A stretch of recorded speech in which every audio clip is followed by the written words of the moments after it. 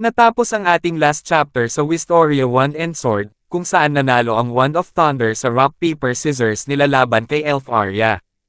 Dali-dali namang binigyan ng blessing ni Zeo si Will, at sinabihan niya ito na ihanda ang kanyang sarili dahil malapit na siyang magising sa isang matinding katotohanan. Makalipas ang ilang araw ay nagkaroon ng guidance session para sa mga bagong High Mages, at sinabihan din sila na kailangan nilang mag-imbestiga dahil may isa sa mga High Mages ang traitor na napag-alaman nila noong Termen Arya incident.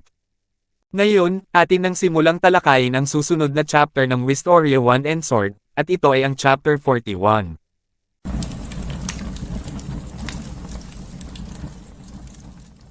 Nagsimula ang chapter kung saan patuloy na nagsasalita si Cress Lewis sa harap ng mga bagong High Mages. Sinabi nito na may isang traidor sa atin na ikinagulat ng lahat ng mga estudyante. Napatanong naman si Colette kay Cress Lewis na kung ano ang ibig sabihin niya na tungkol sa traidor.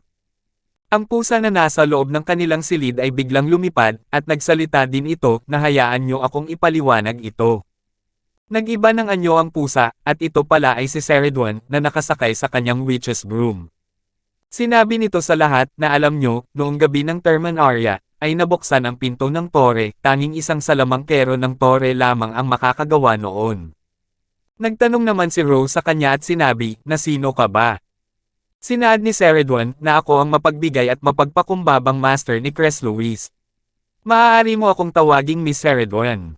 Tinanong ni Julius kay Ceridwen na maari bang magbigay ka pa ng kaunting impormasyon, habang sinabi niya sa kanyang sarili na ito na namang witch na ito.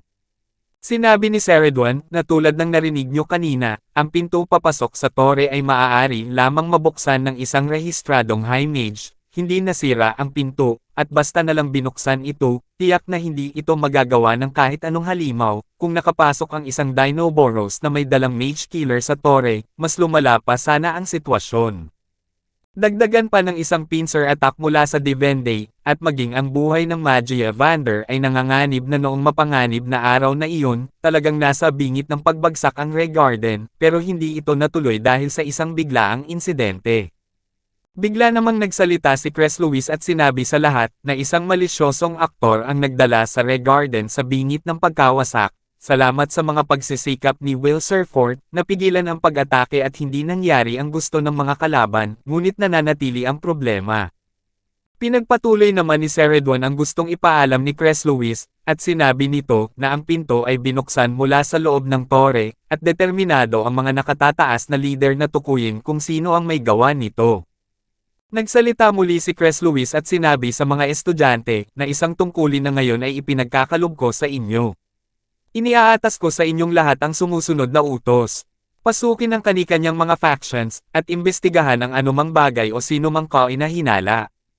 Wala sa inyo ang may access sa tore noong oras na iyon, kaya't hindi kayo kasali sa imbestigasyon. Nagtanong naman ang isa sa mga estudyante na kasali sa Wind Faction na si Emma Clever, at sinabi na pinagkakatiwalaan mo ba kami sa isang bagay na may kaakibat na napakahalagang tungkulin. Sinabi ni Mike Myers, kasapi ng Dark Faction, na alam mo na kakagraduate lang namin mula sa akademya, tama. Nagsalita din si Sion at sinabi kay Cress Lewis na inaasahan kung may ideya ka man lang kung sino ang posibleng maging kalaban natin. Sinambit ni Ceridwen na pinaniniwalaan naming ito ay ang Tome of Ruin, Gothia, 10 taon na ang nakararaan, ang ating mundo ay halos masira noong araw na pinatay ang mga Magia Vander, ang araw ng pagbagsak ng kapahamakan. Ang mapanirang organisasyon na Gothia ang siyang nagpasimula ng digmaan na nagdala sa araw na iyon, pinaghihinalaan namin ang mga natitirang taga-suporta nila ang nasa likod ng insidente. Nang dahil sa sinabi ni Ceridwen ay inalala ni Will ang nakaraan nila ni Elf Arya kung saan may halimaw silang nakalaban. Sinabi nito sa kanyang isipan na ang Beast Elrien na hinarap ko 10 taon na ang nakalipas, ay isang mana creature na tumakas mula sa digmaan sa lungsod. Ang mangkukulam na yun at ang walang ulo, may koneksyon ba sila sa Gothia? Nagpatuloy si Cress Lewis sa pagsasalita at sinabi na kung totoong ang mga natira sa Gothia ang ating kinakaharap, kailangan nating isagawa ang investigasyon na may pinakamataas na pag-iingat. Bilang isang tagapamagitan na walang kinikilingan, ako, si Cress Lewis Serra, ay nakikiusap sa inyo. Para sa kabutihan ng ating mundo, hanapin kung sino ang traidor. At tandaan, bawat mangkukulam sa tore ay isang sospek. Matapos ang pagpupulong ng mga bagong mages, ay patuloy nilang pinag-usapan ang binahagi sa kanila ni Ceridwen at Sera. Sinabi ni Julius na hindi ito ang utos na inaasahan kung matatanggap natin agad pagkatapos sumali sa ating mga factions. Sinambit naman ni Colette na nasa estado pa rin ako ng pagkabigla, ayaw kong maniwala na may tinatawag na traidor na nagtatago sa tore. Sinaad ni Wignall na hindi ko kayang isipin na maghinala sa aking sariling mga kauri, bukod pa rito, kaming mga elf ay masyadong marangal para gumawa ng ganitong malisyosong bagay. Sinabi ni Sion na hindi naman talaga mahalaga kung hindi mo kayang gawin, hindi ba? Maliban na lang kung nais mong maging kakaiba at hindi sumunod sa utos. Sinagot naman ni Wignall na sinasabi ko lang na mahirap, habang bumubulong naman si Lihana sa kanyang sarili at sinabi, na suriin ang Thunder Faction. Nais ba nila na ako ang gumawa ng investigasyon sa kanila? Napansin ni Will si Lihana at kinausap niya ito, na sige, magsalita ka na, Lihana, ano ang problema mo? Sinabi ni Lihana na malalaman mo rin kaagad. Tila si Lihana ay pagod na pagod, at parang ang Thunder Faction ang dahilan kung bakit ito ganito. May pumasok naman sa isipan ni Colette at ibinahagi niya ito sa lahat. Sinabi nito, na sige, sa madaling salita, gusto nilang maglaro tayo ng spy at hanapin ang traidor na ito, hindi ba? Masakit sa akin na kailangan kong makialam sa mga gawain ng aking faction, pero tayo lang ang maaasahan nilang gawin ang trabaho. Tara na, Team Lihana. Oras na para sa pagsubok. Sinabi ni Julius na kailan ka pa naging leader, habang sinambit ni Will Surfort na tama ka, Colette. Gawin natin ang makakaya natin. Kinabukasan ay nagtungo na si Colette sa kanyang kinabibilangang faction, at ito ay nakaupo sa isang trono na nakapangsuot ng pangreyna. Tuwang-tuwa ang mga High Mages ng Earth faction sa kanya at sinabi nila na sa wakas, nasagot na ang ating mga dasal. Si Colette Loiray, ang lehitimong tagapagmana ng pamilya Loiray, ay opisyal ng isa sa atin. Sinabi ng isa sa mga kasapi ng Earth faction na nagngangalang Fulo Unaudated, na bihira ang Earth magic sa tore, at tulad ng makikita mo sa paligid ng mga matatandang ito, kulang tayo sa partikular na feminine touch. Sinambit naman ni Hammond Fossiles na 10 taon tayong pababa ng pababa, pero hindi na ngayon na mayroon tayong isang batang babae sa ating hanay. Sinaad ni Worgan Spray Knight na at ang maganda pa, ang batang ito ay may dugo ng isang pamilya na minsang nagbunga ng isang Magi Evander. Ngayon na ang panahon natin. Matapos magsalita nito, ay naghiyawan sa saya ang mga matatandang kasapi ng Earth faction. Patuloy namang nagsalita si Worgans at sinabi kay Rose, na Rose, mahal kong apo. Itinatapon ko ang halik na ito para sa paggabay sa kanya patungo sa atin. Lolo pala ni Rose si Worgans, at sinabi nito sa kanyang lolo, na hindi ko siya ginabayan patungo sa anuman, lolo, siya ang nagpasya na pumasok sa tore sa kanyang sarili. Napatanong naman si Colette kay Rose at sinabi nito, na ano ba ang nangyayari sa tore na ito, Rose? Sinaad ni Rose, na umaasa sila ng malalaking bagay mula sa iyo.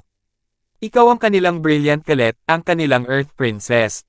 Napaisip naman si Colette at sinabi sa kanyang sarili, nakakalimutan ko na ang pagiging spy, parang mas pakiramdam ko ay ako ang tagalikha ng isang kakaibang relihiyon na ito.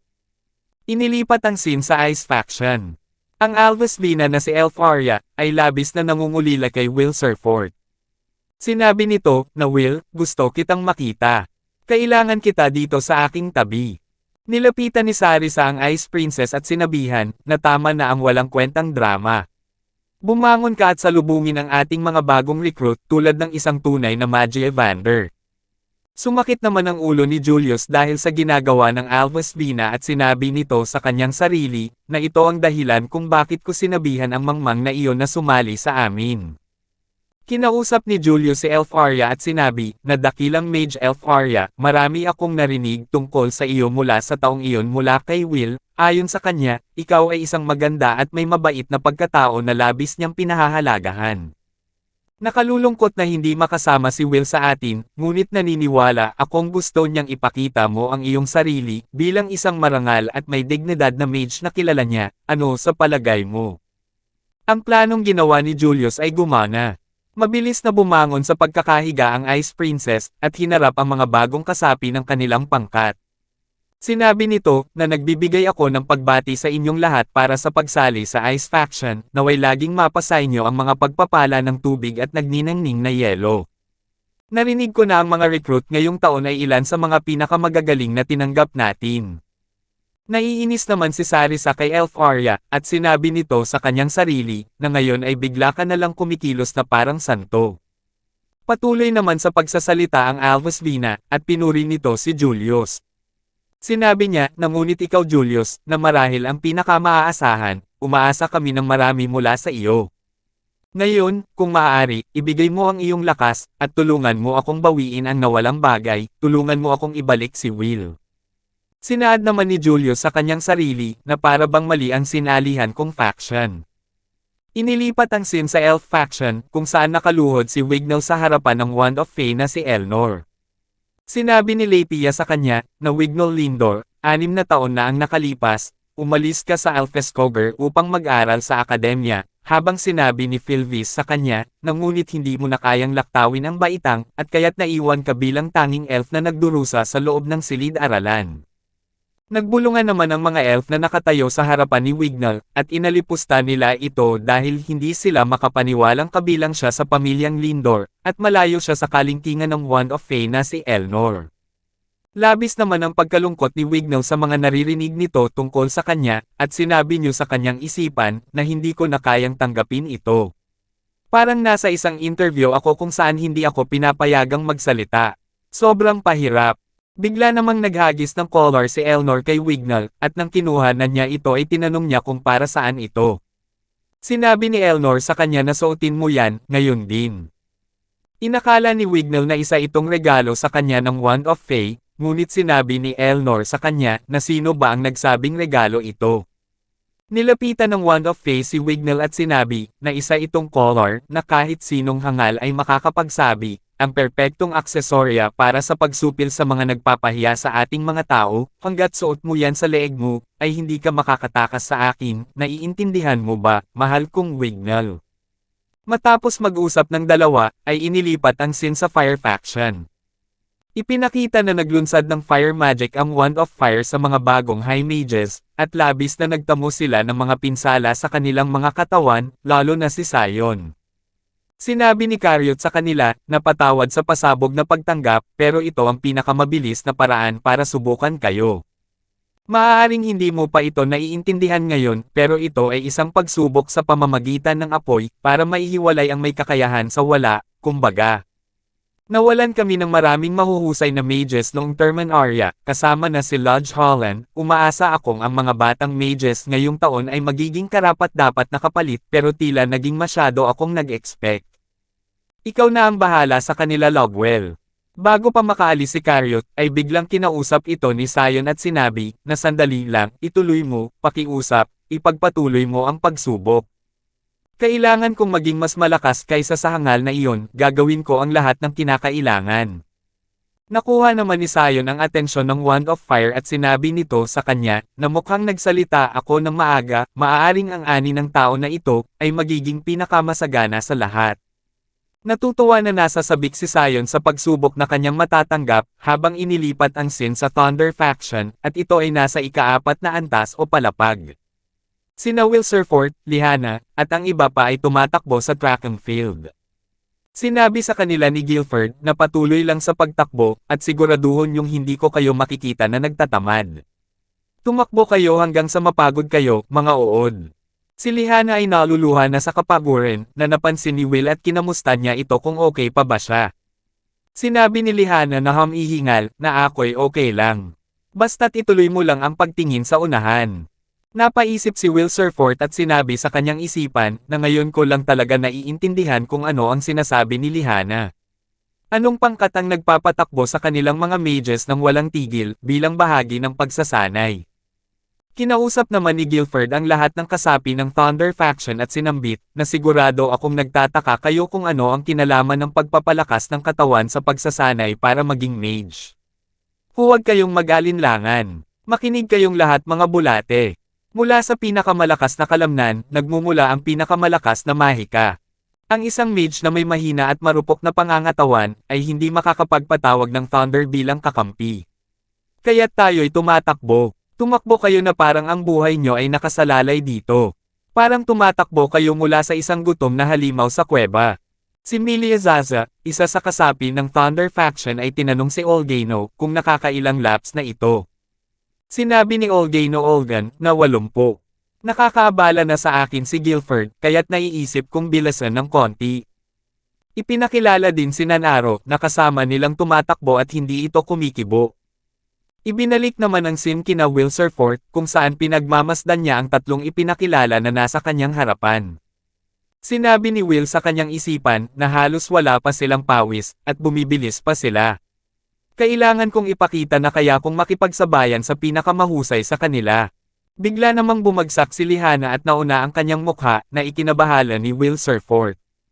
Dali-dali namang nilapitan siya ni Guilford at sinabihan na natutulog ka na naman sa track. Hindi magandang tignan yan, Owen Zaus. Mukhang gusto mo lang na itago ang ulo mo, ano? Gusto mo bang apakan kita, ganun ba? Sinabi ni Lihana na hindi sa ganun sir, habang tuluyan namang ipinatong ni Guilford ang kanyang paa sa mukha ni Lihana at sinabi, nakitang-kita ko ang tunay mong layunin, Owen Zaus. Pumunta ka dito para magpanggap na magiting na kabalyero para landiin ang Great Mage na si Zeo, hindi ba? Sinambit ni Lihana na hindi ko gagawin yun, sir. At hindi naman siya talaga ang tipo ko. Lalo namang nena si Guilford sa kanya at sinipa niya ito sabay sabing, mas mabuting mag-ingat ka sa sinasabi mo, basura. Makinig ka, maliit na babaeng kabalyero. Kapag ako ang namumuno, walang espesyal na pagtrato. Lalong-lalo na sayo. Ano ang pakiramdam na pretuhin tulad ng lahat ng iba, ha? Magsalita ka.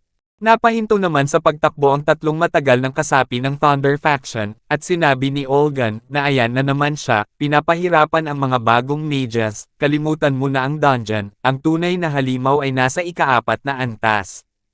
Sinambit ni Milia na matagal nang sobrang higpit ang tingin niya sa kanila, kawawa sila. Napansin naman ni Will Surfort ang ginagawa ni Guilford sa kanyang kaibigan, at nagmadali itong lapitan si Lihana. Kinausap ni Will si Guilford at sinabi na tagapamahala, tatakbo ako ng kahit gaano karaming laps ang natitira kay Lihana, pakiusap, hayaan mo na siyang magpahinga. Sinabi ni Guilford sa ating bida na ang pagkakaibigan ay panghabang buhay, ano, Surfort? Nakakasuka. Sige na, bigyan mo ako ng 100 laps sa track, ngayon na, nerd. Mabilis namang sinunod ni Will Surfort ang sinabi sa kanya ni Guilford at mabilis din niya itong natapos. Napahanga sina Milia at Olgan sa bilis na taglay ng ating bida, habang sinabi sa kanya ni Guilford na kami sa Thunder Faction ay kilala sa pagtutulak sa aming mga salamangkero sa kanilang pinakamasigasig na limitasyon. Kung hindi mo alam, matutunan mo ngayon. Isa pang 100 laps. Ngayon na. Sinunod ulit ni Will ang utos sa kanya ni Guilford, at mabilis din niyang tinapos ito. Pinatakbong muli ni Guilford si Will at binigyan niya itong ng 200 laps, 300 laps, 400 laps, at hanggang sa umabot sila ng 500 laps. Labis na napagod si Will sa ginawa nitong pagtakbo ng paulit-ulit, habang sinabi sa kanya ni Guilford na anong nangyari, Surfort. Napagod ka na ba?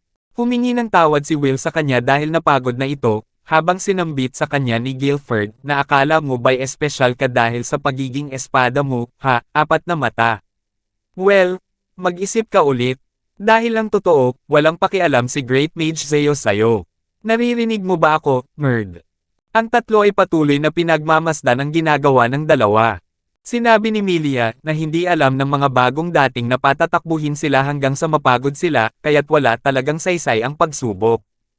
Sinambit ni Olgan na kailangan kong aminin, talaga namang kakaiba siya, unang beses na may nakalagpas sa 1,600, tama. Sinaad naman ni Nanaro na bagong record. Napakagaling niya. Bigla namang dumating ang Wand of Thunder, at hinawakan ang damit ni Will upang buhatin ito. Sinabi ni Zeo sa kanya na nakaramdam ka na ba ng init. Ngayon, mag-ensayo tayo. Gawin mong kasiya-siya ito para sa akin. At kung hindi ay bubugbugin kita. Binati naman ng tatlo ng magandang araw ang Wand of Thunder, habang sinabi ni Will Surfort sa kanyang isipan, na paano ako magiging spy, sa ganitong sitwasyon. Inilipat ang scene sa isang madilim na lugar, at may mga tao na nagpupulong, na mayroong mga maskara sa mukha. Tinanong ng isa sa kanila kung kamusta na ang kanilang plano, habang sinabi ng isa na napakabuti, nagsisimula na tayong makahabol mula sa Terman Area. Ang kanilang pagkabigo ay nagkakahalaga ng mahalagang oras, para lalo pang lumala, kasali sila sa isang ganap na magkahiwalay na plano. Ang tinutukoy ng misteryosong nakamaskara ay sina Marls at Headless. Sinabi naman ng isa pa, na hayaan mo na sila, lahat ng ito ay may isang layunin, ang pagpapalaya ng tunay na langit, ang mga salamangkero ang may susi para buksan ang kalangitan, at gusto naming ikaw ang kumuha nito. Natawa naman ang isa at sinabi, na mukhang nagustuhan ni Shade ang mga sinabi mo. Ang tinutukoy nilang tao ay nagsalita at sinabi, na sige, mukhang kung ano ang gusto ng Gotia, iyon ang makukuha ng Gotia. Basta't iwan nyo na sa akin ito. Walang matitira kapag natapos na ako sa kanila. Ang dahilan ng kaguluhang nangyari sa Terman Area ay ang organisasyon ng Gotia, na tinutukoy nina Ceridwen at Sera. Dito na natatapos ang Chapter 41 ng Wistoria 1 and Sword. Paki-like and follow naman po ng ating Facebook page, nasa description po yung link. Muli huwag kalimutang mag-like, comment, share at subscribe sa ating channel. Salamat!